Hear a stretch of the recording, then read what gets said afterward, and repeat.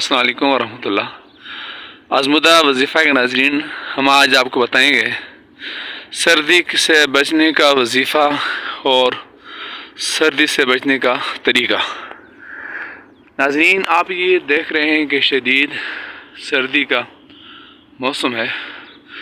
और सुबह सुबह का वक्त है और इस वक्त में बहुत ज़्यादा बर्फ़ जमी हुई है सामने पानी पर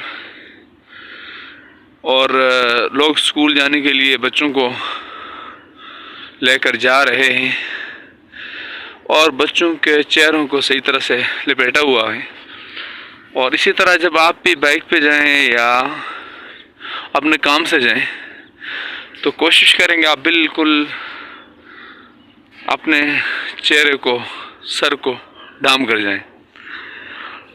और फिर शदीद सर्दी में बाहर निकलने की कोशिश भी